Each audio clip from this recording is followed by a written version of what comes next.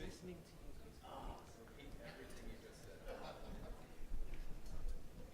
this? Okay, I apologize for that. Sometimes I just like to yell. So my name's Lincoln Maskey. I'm one of the organisers here, and I get to introduce Matthew Gill. Matthew graduated in 2008 from BYU with a bachelor's degree in computer science. Has worked in the consulting and internet security, social and financial industries, and is currently the chief architect of Lucid Software. So I'll hand it over to Matthew. Thank you. Can everyone hear me? Yeah. Thanks for the clap, the single clap, whoever you were. Oh, thank you. Sorry, I didn't expect it, but it was nice in either case. So thank you, Lincoln. My name is Matthew Barlocker. We're talking about magic methods today. Show of hands, who has heard of magic methods in PHP? Wow, fantastic. I hope I can deliver something you haven't heard, though I quite expected the majority to not have heard it. In either case, we'll plow on. So if you do forget my name, you want to address me by name, just ask yourself, who locked the bar? The Barlocker did. Hey. Awful joke. Terrible. I have a sobering mentality. My apologies. I didn't realize that an introduction would be given, so that's enough about me. Magic methods are special in PHP. There is actually a construct called a magic method. That's not something special about it that I made up or that I coined. PHP has magic methods. I first discovered magic methods completely by chance. I didn't look for them. I wasn't aware of them. What happened was I was using Cake PHP back in the day, a long time ago, and I had an issue with one of the models. I was trying to do find by ID. In Cake, this allows you to specify an ID, and it will get back the database record for that ID, for that primary key. And I was having an issue. I couldn't figure it out with my code, so I decided to go to the Cake code and try and debug it a little bit more. So I went to the model class in the Cake core, started looking, did a search for find by ID, found nothing. So I figured, oh, okay, this is on object, great, I'll go to its parent. Did the same search, found nothing. And I went all the way up the stack to, I think it's overloadable, and found nothing. And I was perplexed. I was very upset that someone was playing an awful trick on me. Obviously they had SSH'd into my machine, had changed the code, and so I was upset. Having played a few pranks on other people, it had to be that. After a little bit more research, turns out a magic method was to blame. In fact, in this particular case, the magic method was __ call. This magic method, as we'll talk about later, allows you to have methods that are not explicitly on the object, but that operate anyway. And that was my problem. Every magic method in PHP begins with __. Some exist on classes. There are __ functions that exist outside of classes. So PHP recommends do not name any of your functions __, or do not prefix them with __, unless you intend to override magic functionality. Making magic functions is very simple. You just define them. Each one of them has a prototype that you must follow, but if you just define them and follow the prototype, you will be just fine. For example, I have a class here, and in this class, I want to define the toString magic function. It's as simple as public function toString. Then I return a string. I have that magic function now. Every single one of these every one of these functions follows that same pattern. You define it, and it works. There are 7 different types of magic methods. There are many more, just methods themselves, but the types of them I'd like to talk about today. I'd like to go over what they are, what the specific functions are, how to call them, what the prototypes are, when to use them, when other people have used them, and different performance characteristics of them. Starting with stringification. The only function, the only magic method dealing with stringification is toString. I hope that most of you are aware of this. I'm going to cruise by it covering a couple key points that will relate to the other ones. But basically, toString is used when you cast an object as a string.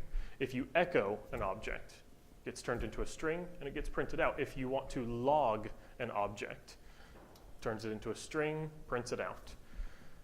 You can use this function to turn anything into a string, whether that be for your own debugging purposes or, as I've said, the logging or printing out.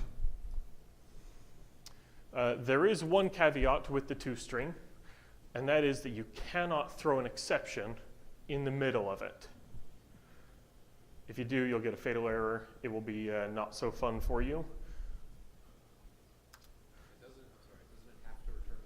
It does have to return a string. In fact, the third example, third example, I've got the output of exactly what would happen if you didn't return a string. So this first key point that I'm trying to show is that you need to define the function to get the magic qualities about it, to get to the interoperability, the modification of the cake core. I'm sorry, not cake, the PHP core. So in this first example, I don't have a toString method. I didn't define one. I'm going to try and print out this class anyway. So at the top you see the class, you see me instantiating the class and then echoing the class. At the bottom here, when I run the code, it gives me a fatal error. I cannot convert an object to a string without the toString magic method. I would get that error. Conversely, if I did have a toString method, same class with a toString method, I'm just going to print out the name of the class and then its constructor parameters. I'm sorry, not constructor parameters, it's properties, the A. I run the class, I run the code. It prints out what is found in the toString function. Prints out the name of the class with, in parens, the A. And then the example that you referred to, if I don't return a string, so toString takes in no parameters and must return a string. In this example, instead of returning the string, I echo the string. So I see the same string on the command line, but I get an error, a fatal error. You must return the string, and that will be the case for all of these all of these magic methods. You must follow the prototypes. Simple enough. They're all documented on PHPU's website, though I was unaware of them when I had my cake issue. They're not hidden by any means. So on to construction, the life cycle. There are two life cycle functions, a constructor and a destructor. I again hope that all of you have used these. If not, I will glance over them very quickly, graze over them. But basically, when an object is initialized, when you call the new, the parameters that you hand to that new object are passed into a construct function. In PHP 4, you could also do a constructor by having the same name of the class as a function. So you could do function myClass or whatever it is. The construct function is a little funny, and destruct will have a similar property. In other languages like Java, you must call the parent construct function first line, if I'm not mistaken. PHP, it does not require that, nor does it do it automatically. In fact, you can skip the parent call altogether if you so choose. It is not required. You must call it explicitly. There is a default constructor provided. It does nothing for you. It takes 0 parameters and just returns the object. The destructor is called at the end of the life cycle, when an object is finally garbage collected, when there are no references left. This should do some cleanup about the object. It has the same characteristic in that you need to explicitly call parent destruct, and also that the default one does nothing. So an example of these, in this example, there we go. In this example, I'm just going to print out starting, ending, construct, and destruct, just to show you the order in which these things happen. So I have this class, I have a constructor, I've defined it, so I'll get that magic functionality. I have a destructor, I'll get that. The code was a little bit too long. The results, the output of this command are on the right over there. They were short enough. So when I run it, I first start the script. I don't actually create the object. I don't get the initialization call to construct until after I've called new. But once I've called new, I don't destruct until the end of the script when the reference is cleaned up.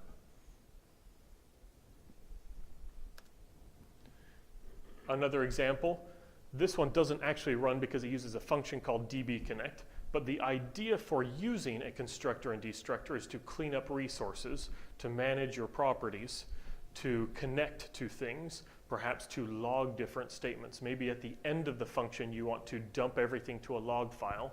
Perhaps you want to send it off to some web service. Whatever you want to do at cleanup or at initialization or shutdown, you would do in these functions. It's a great placeholder for those.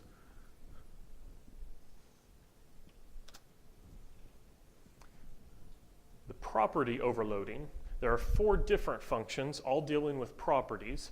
In this, you will see inaccessible properties used a couple times. It also deals with the overloadable functions, the methods on an object. An inaccessible property depends on who's calling it, where it's being called, because public functions and methods, and properties and methods, they're always accessible. But private and protected are only accessible from within the object.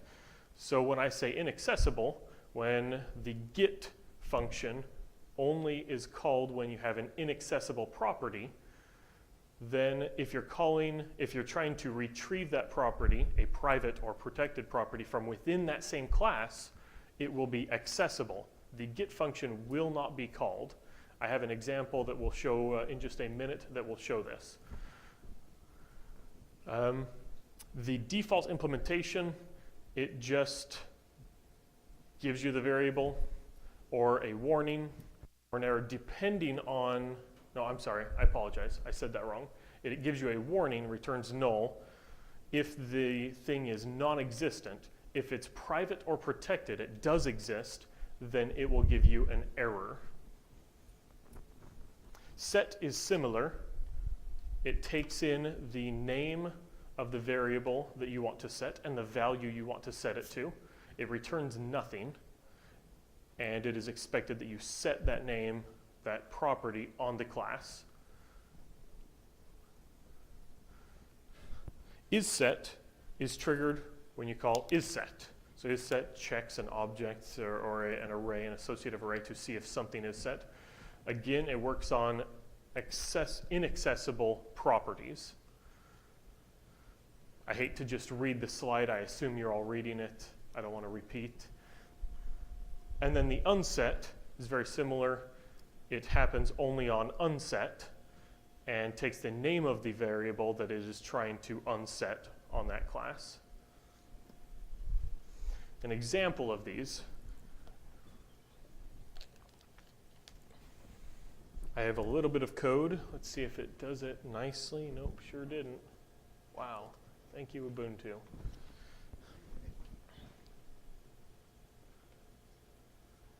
You know, I don't like Ubuntu's deal with multiple monitors, but it's just so much better than Windows, even still, that I overlook it. I'm willing to look past that. So on the left here, can everyone read that, or should I go one bigger? If you can't see it, raise your hand. Great. So is the coloring okay? That's awful. Yeah, I'll do something else here.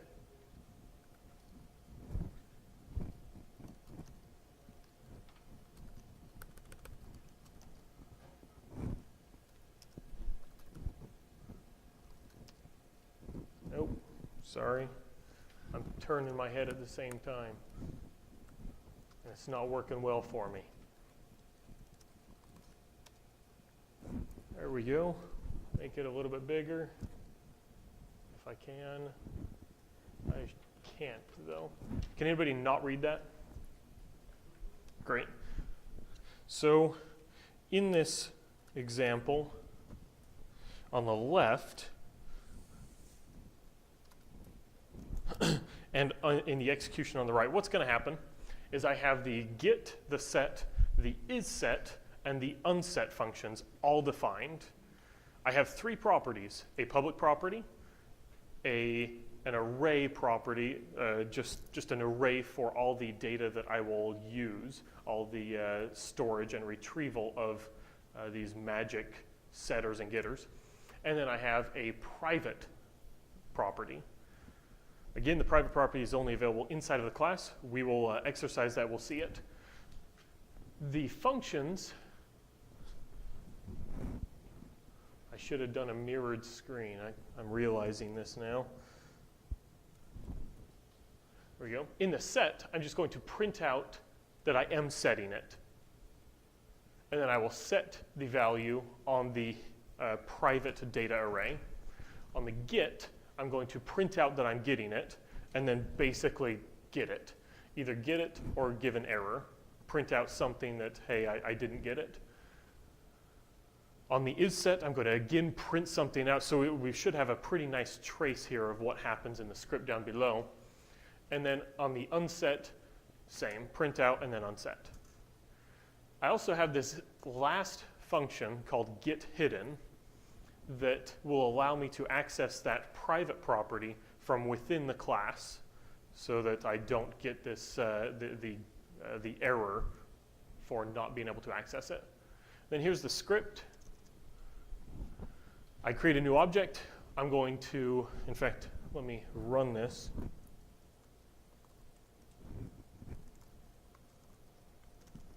Is that caps? The angle over here is really awful. There we are. So if you'd like to follow it down, what's going to happen is I'm going to create a new property test. I'm going to try to set a non-existent variable. So I should get set, right, the setting string. Then I'm going to try and get that now existing variable, but it doesn't exist on the class. It exists on the object, not the class. So I should get the get message. Then I'm going to do the isSet, which will cover 2 lines. I'm going to print out the isSet and then the var dump of it to verify that it's true. Then I'm going to unset it. That will be the unset message. I will do the isSet again, 2 lines, but again, it will do the isSet message. And then declared, which is the public variable. And then I'm going to access hidden 2 different times, one from the class and one from without the class. As expected, I print out the appropriate messages from within my getter, setter, isSet, and unset functions.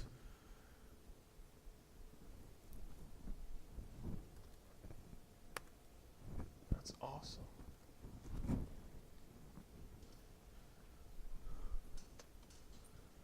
Next. Yeah. So you just created a property that wasn't defined in the class? Yes. Now, PHP, the default setter will do that for you, right? It will actually make a variable on that class. For example, I hate to type it out. Let's just believe me for time's sake. When you do it, when you set a property on just a class in general, it will set it, but then you can also get it.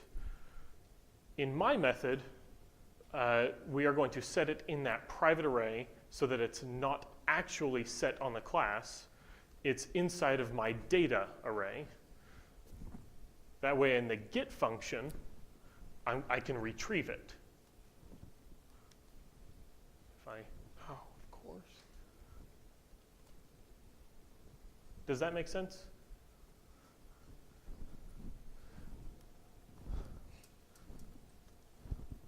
if I can do this again. Hey, there we are. Method overloading. I will take more questions at the end. I am a little bit strapped for time because of my bad planning. So I'm going to cruise through these a little bit. There are two functions in the method overloading. One that gets called in object context, one that gets called in static context. That's about it. They take the name of the function that is non-existent or inaccessible, and then the arguments as an array. They return whatever you want them to return, and they'll give that back to the caller. Call static looks very similar. Same prototype, except this one is static. The function to illustrate these, I have a call method and I have a call static method. The difference between the two is not what it echoes out, but rather the name as well as the static keyword.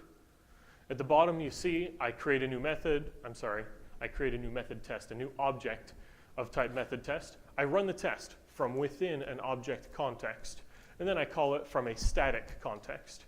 In both cases it prints out as you would hope it prints out.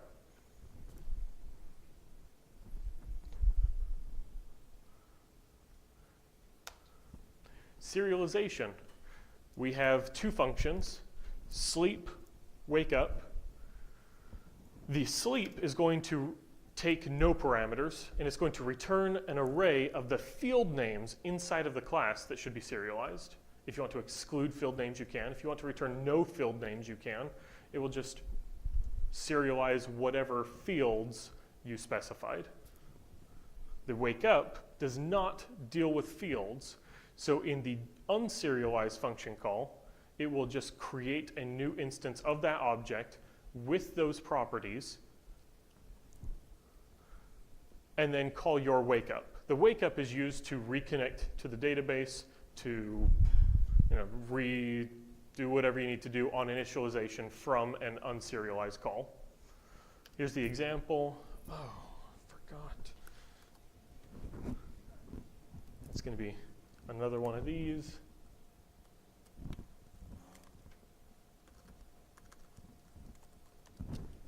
If you see something about serialize, I obviously forgot it.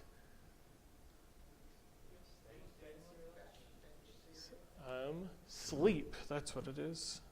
It was a good effort on all of your parts to get into my psyche. I appreciate that. Apparently I'm too insane. So in this function, in this example, we have 5 parameters. 4 of them are for parameters connecting to a database, and then the final one is the actual connection. You cannot serialize a PHP resource, so in our sleep call, we're going to return all the 4 parameters besides that link, because we can't serialize it. In the wake up, we're going to reconnect.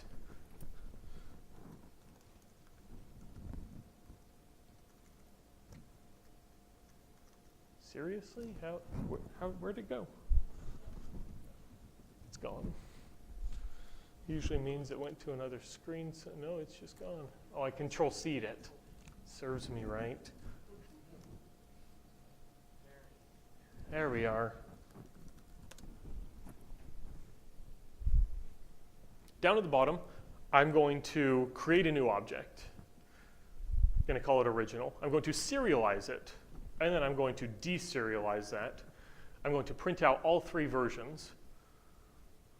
On the right is what happened in both the original and the reconstituted forms. I have the link, I have a different MySQL link, as well as the 4 original parameters, the host name, username, password, and database name. The serialized version, you'll notice, has no link in it because I excluded that from the sleep call. My slides will be available, in fact, already are available if you're struggling to keep up. I'm trying to get to the performance characteristics, which is my, hey, don't do this type of a thing. Do it very cautiously anyway. They're good to know about, good for debugging, and a lot of frameworks use them, but as you'll see, they have consequences. Cloning. There's two different kinds of cloning using the clone keyword. This creates a shallow clone of an object. If you want to deep clone, you've got to do it yourself inside of the clone magic function. If you want to reconnect to a database, do anything like that, same sort of thing. This is another initialization type of callback. So in a clone keyword, what happens, so much code that just, it's too big, it doesn't fit on the screen.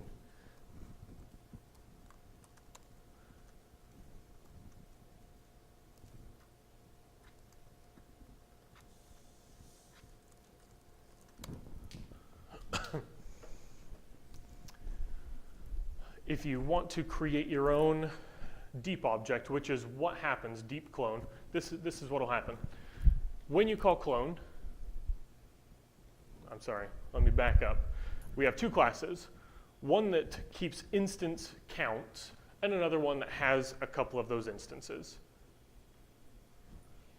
So we've got a static count. It will be incremented every time you create a new one of those objects, either construction or cloning. Both times you'll increment the counter. And then we have the other object that does a deep clone of object 1. So down here in the script, I create a new myClonable. I assign object 1 and object 2. Both of them are assigned a new instance count, so 1 and 2. Then I clone the object. Inside of the clone, object 1 is recreated, but object 2 isn't. So in the right-hand side on the results, what you'll see is that object 1 changed. It has a different instance count from the first to the second printed objects. Object 2 is a shallow copy and retains the same object ID.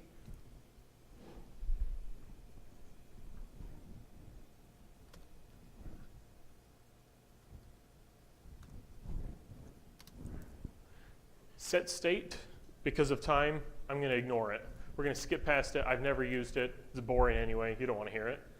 Basically, it works with var export. It's a bad way to do a clone. That's all it is. Object invocation. When dealing with callbacks, this can come in handy. There is a single function called invoke. This only happens inside of the object context. And it allows you to call an object as if it were a function. In this example here, just the code example, you have your object, open paren, function call, send it your parameters, close paren. Much like call and call static, it will just return whatever you want it to return, and that will be handed to the caller. Here's an example. I have a callable class with one function, invoke, that just prints out whatever you hand to it. I create a new object of this class, pass it 5, and then print out whether or not that thing is callable. I call it, I run the script, I print out 5, the thing that I handed to it, and then prints out true, that function is callable.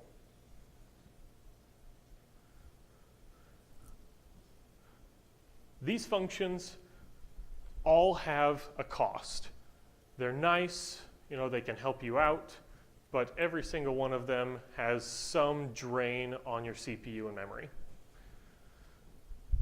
Each one of these graphs that I'm about to show you is 1,000,000 calls. So you're going to see like 1 to 2 seconds. It's not really that much, but to make it register, I had to do it a lot of times. The important part is the difference between the two. So first of all is construction. I had two classes, one with a constructor, one without a constructor. That's all that was there. Then I just made new object 1,000,000 times. Each time, it took significantly longer, 15% longer, to construct an object with this magic constructor. Even though the constructor did nothing.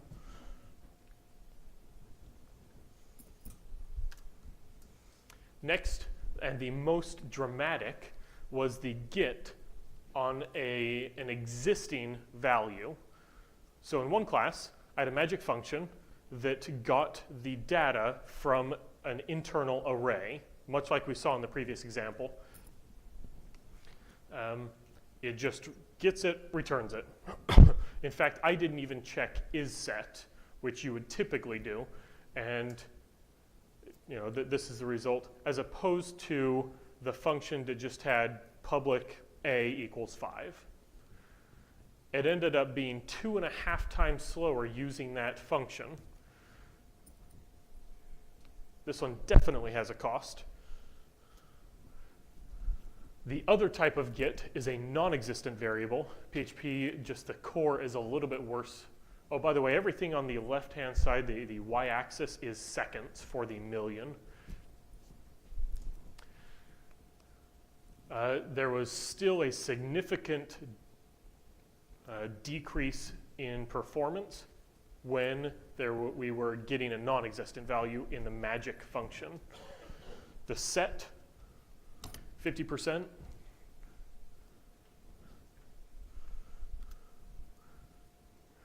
The, what does that say? Method overloading. Yeah, so the thing I ran into with CakePHP, much, much slower if you have a magic function called call. The only outlier that I found, and I did not run these tests on all of them because not all of them have an equivalent, right? Like constructor, you can't really, I'm sorry, not that one. Like, I don't remember which one it was, and I'm hurrying for time so I can get to your questions. So serialization, the magic and the non-magic were near identical. Kind of weird. The third bar, the big bar, is the serializable interface, which I expected to be faster because you tell it exactly how you want it to clone. It's the same serialized call, but turns out it's quite a bit slower. I don't know why. Thanks for your time. If there are any questions, if you've been holding them till now, I would love to answer them.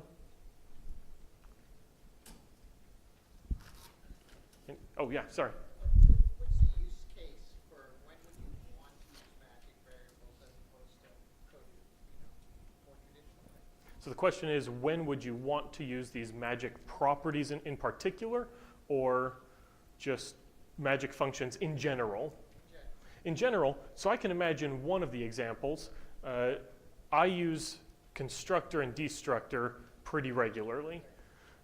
But for the other ones, say the call function, a good way that I've thought of and have used in the past to use the call function, knowing that it's slower, is if you remove a function. If you're in there refactoring, you remove it, then add the call function and log whether or not you're calling that function you removed. That way, at the very least, if you did something poorly, you'll find out. You'll log it, you'll notify yourself, you'll somehow in production, hopefully before then, you'll be aware, hey, this thing is broken. It's a little bit slower, but it's not broken entirely. You'll at least be aware. Cloning, similar to constructor, destructor. Properties, I don't know. I've never seen a use for that. In fact, I Googled to see what other people may have used it for. I found nothing. I don't know, it's too slow for me to consider using it. Any other questions? Yeah? Magic methods, good or bad? Magic methods, good or bad, depends on the one. Constructor, destructor, essential. Some of the other ones. I just see a lot of frameworks go on about we're not magical here, but they are. It will be faster if you're not using magic methods. In general, it is faster without. Any other questions? Yes?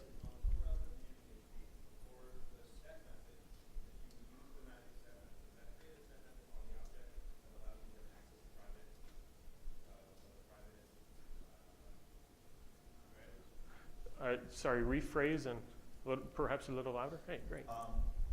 If you use the magic method set, does that create a set method on that object that allows you to then set a private variable? No, well, I mean, by making the set function itself, I mean, it won't, the core won't magically create an additional function. So if you have the set function there, it will just use that, and you can create or store variables wherever you want. Maybe it's in the database. Maybe on a set call, you're going to go and run an update on a database table. But it will make that property available provided you, at the same time, specify the get property overloader. The get won't just magically know where you stored that variable in the set. You will have to override both to get the same functionality. Does that make sense? Yeah. Okay, great. Any other questions? Yes? You just make a public variable instead of having a private one and using get to override. That's what I'm part of. Yeah, so the property overloading, I'm sorry, the question was why would you make a private and then a getter and setter instead of just a public, right? It's a good question. Personally, I don't find the property overloading very helpful. I wouldn't do that. Anybody that would obviously doesn't see the performance characteristics. If you did find a use case to do that, I would, if it were me, I would probably just make a setter, set my property as a function. It takes it, I'd explicitly do it. It is a little bit more explicit. It's more code, but it's actually quite a bit faster. So I wouldn't do that. You had a question? I was having an example, which is Oh, yeah. where you can, let's say you're trying to store data at the lowest common denominator level, like in centimeters, but you have properties, one's meters, one's decameters, things like that, where you can enter object.decameter and it will do the conversion on the set method to put it into centimeters where you're storing it, so you have a common storage. So you don't have to do the math outside, the object does the math inside. So that's fair. Everyone that didn't hear what he had suggested was if you wanted to store data in the lowest common denominator, if you wanted to set, say, decameters and then get or retrieve kilometers, then you have to store it once. You do the math inside of the object. That's fairly clever. It may be faster than having, say, 15 properties, all kilometer, decometer, millimeter, millimeter, whatever. I don't know, whatever that is. Yeah. We've used the magic getters and setters to do things such as defining a class in XML, and then having the properties that we defined in the XML available on the object itself inside. We use that because if we were running a site that behaved differently based on the virtual host coming in, those objects might have different definitions based on the host coming, rather than having separate classes and using inheritance that way. We define them in the XML. So there's that, and also, of course, for benchmarking, if you wanted to track how many times the property was read or written, you could stick it in there and track it that way. Yeah. Yeah. It is certainly a nice way to abstract all of your gets and sets. If everything you did was a get or a set, then, I mean, it has some nice functionality for you, and it may be worth the performance hits. Any other questions? Distinction between deep and shallow cloning. Deep and shallow cloning. So objects, by default, are passed by reference. So when you shallow clone an object, it just makes a reference to any sub-objects, and like we saw in the example, it will just be the same object, the same identical object, whereas a deep clone it goes and actually clones sub-objects so that you get a new object that is identical as opposed to a reference to the same one. Does that answer your question? Any other questions? Fantastic. Thanks for your time.